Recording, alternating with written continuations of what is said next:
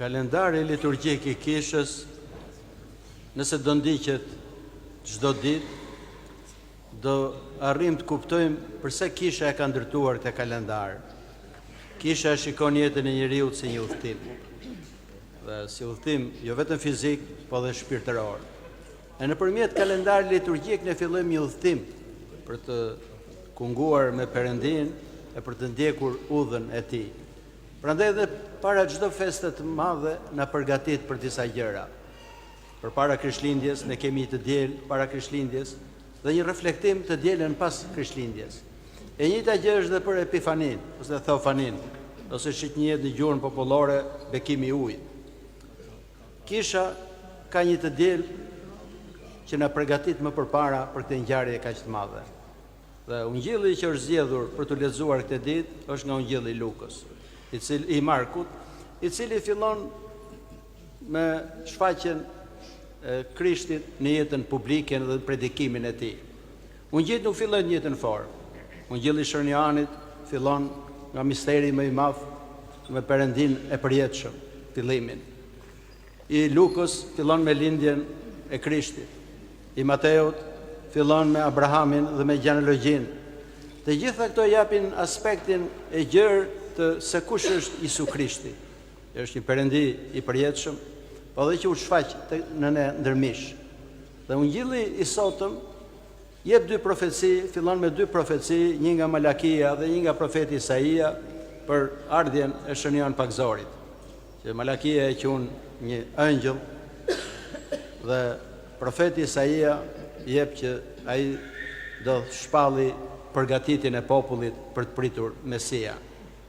E këto dy janë shumë të rëndësishme edhe për ne, sepse dhe Zoti në ekonominë e tij të shpëtimit na përgatiti ne. E përgatiti popullin Izraelit për një kohë të shumë gjatë dhe përgatiti gjithë botën për të qenë të gatshëm për të dëgjuar mesazhin final të tij që Zoti u bë si njëri nga ne për të na ringritur përsëri. E le të ndalemi pak në mesazhin e Shën Johan Pagzorit, sepse ky është dhe pjesa qendrore e këtij ungjilli. Shën Johan Pagzori ishte një asket, njëri që nuk interesoi për gjërat materiale, e njëri që nuk interesoi as për opinionet e njerëzve, po thonte atë që thonte Perëndia. Në traditën e profetëve të vjetër të Izraelit, që fillonin gjithmonë me fjalën kështu thot Zoti, ata nuk mendonin se çfarë do përgjigjej populli, do trokiste ose jo, do I donte ose jo, I aprovonte ose jo. Misioni I tyre ishte të thonte çfarë thot Zoti. Dhe Shën Johani ishte pikërisht njëri I tillë, që nuk ishte frikë nga asgjë. Siç e kemi thënë disa herë që njëri që ka frikë Perëndin nuk trembet nga njerëzit, dhe as I ka frikë njerëzve. Ata që s'kan frikë Perëndie, ata tremben nga njerëzit. Prandaj dhe Shën Johani bënte një predikim pa kompromis, duke I thënë gjithëve se kush ishte më e mira për to, dhe jo se çfarë donin të dëgjonin ata. E kjo është shumë e rëndësishme, sepse edhe në jetën tonë bashkohore, njerëzit janë të prirur ndaj opinioneve, si do mendojnë të tjerët. Shpeshherë nuk e thonë vërtetën, se thotë pse ta prishur me të, pse të mendojnë njerëzit keq për mua. Ndërsa Zoti nuk thotë këto gjëra. Zoti thotë që ne duhet të themi gjithmonë të vërtetën, por Shën Pavli na mëson ta themi të vërtetën në dashuri, sepse I donin njerëzit, profetët I flisnin shpeshherë dhe ashpër atyre. Unë atë që dua, thot Perëndia, e qortoj. Dhe qortimi I Shën Johanit nuk ishte për të dënuar, po ishte për të shëruar e për të ndihmuar njerëzit. Dhe I drejtohet në këto fjalë. Fillimisht ju drejtohet farisejve dhe shkronjësve, thot pjell në përkash, thot. Pse keni ardhur, thot. Po e ndjeni, thot, që pa afron fundi, duke I bërë ata të vetëdijshëm që kishin nevojë dhe ata të pendoheshin. Sepse njerëzit që nga njëherë vinë shpeshherë në kish, I duket që nuk kanë nevojë të pendohen. Ja, farisejt nuk mendonin se duhet pendoheshin. Ishin të drejtë, nuk ishin si njerëzit e tjerë mendonin, nuk jemi si ky ose si filani. Në fakt të gjithë kemi nevojë të pendohemi, sepse s'ka njeri që të rrojë mos bjerë mëkat, thot Shkrimi I Shenjtë. Mëkatet mund të jenë nga më të rëndat, po dhe nga më të lehtat, po përsëri mbeten mëkate.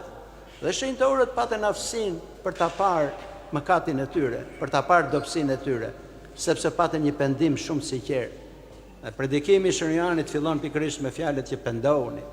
Pendimi është diçka shumë e rëndësishme.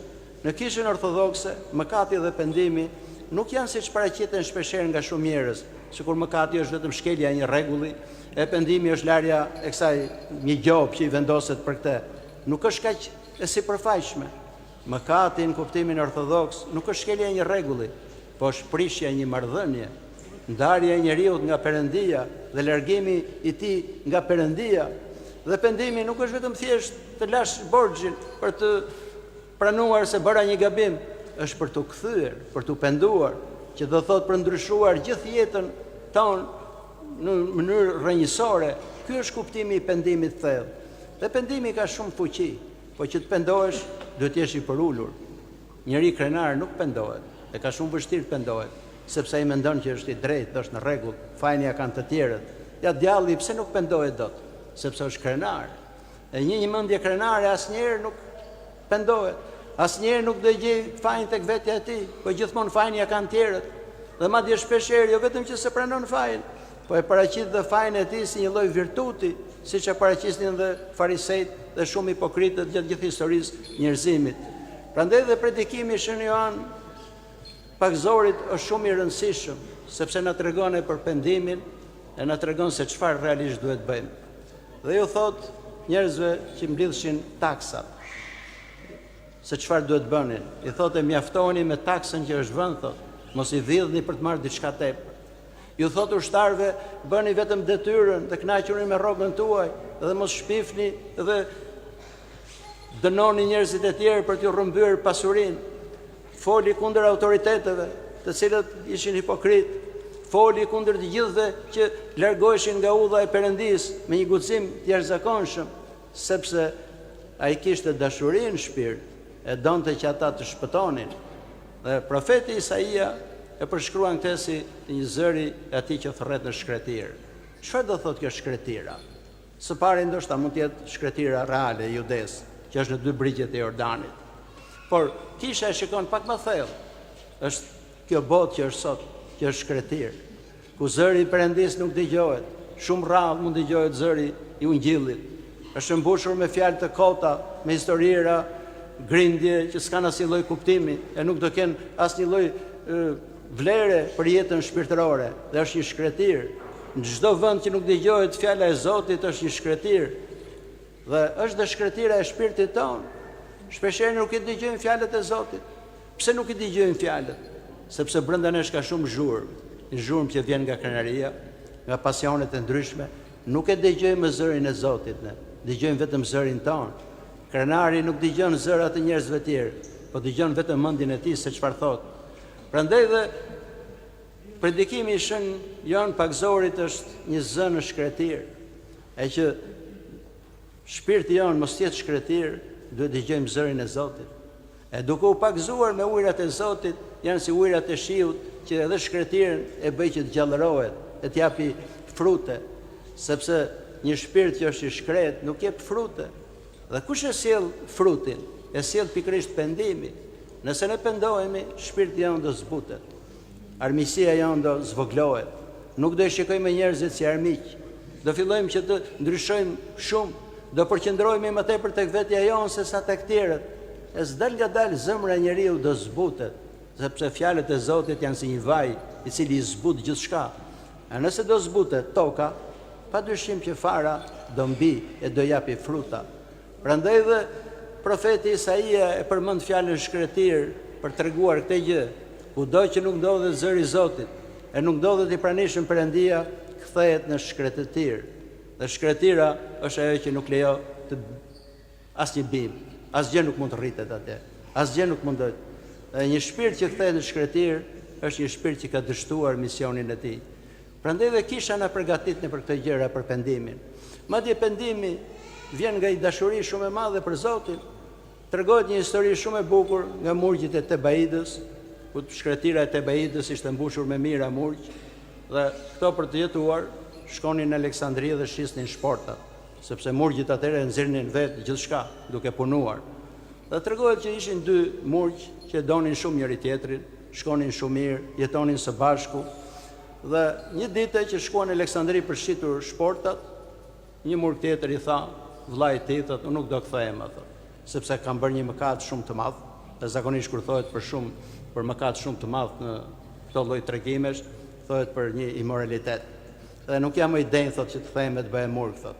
Unë thot e prisha thirrjen time dhe shkatrova gjithçka. Murgu tjetër, që s'kishte bërë asgjë, i thot vëlla, thot, le të pendohemi, edhe unë bëra atë njëjtën gjë. Le të kthehemi së bashku, edhe me pendimin tonë do e shlyejm. Dhe ju bind dhe erdhi. Dhe u rrëfyen para hetrëve të shkretirës, dhe ata i dhanë një dënim të gjatë, dhe për një vit ata vazhdonin me këtë dënim, duke u penduar, duke vajtuar. Dhe mbas një viti, Zoti u shfaq një murgu shumë të shenjtë atje dhe i tha: shkoj dhe thuaj atyre të dyve, për hatër të atij që s'ka mëkatuar, e fala dhe atë tjetrin që ka mëkatuar. Dhe atëre murgjit kuptuan që njëri prej tyre kishte bërë pendimin edhe që s'kishte bërë asgjë, dhe u manitën nga dashuria e madhe që kishte ky murg për tjetrin. Gjë që do thotë, nëse ne do kemi dashuri të madhe, jo vetëm që mund të shpëtojmë veten, po mund të shpëtojmë edhe njerëzit e tjerë, sepse ai që ka dashuri nuk gëzohet me rënien e tjetrit, po hidhërohet. Ndërsa kur s'ka dashuri në shpirt, mendja krenare gjithmonë gëzohet kur tjerët binë.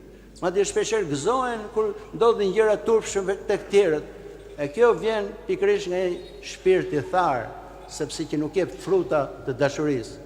Ungjilli i sotëm është një thirrje për gjithë secilin nga ne, për të na përgatitur ne për të pritur Zotin, që do thotë që ta lejojmë Zotin të hyjë në derën e zemrës tonë.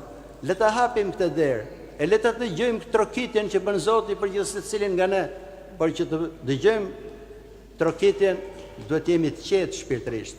Zhurmat e pasioneve nuk na lejojnë ne për të dëgjuar.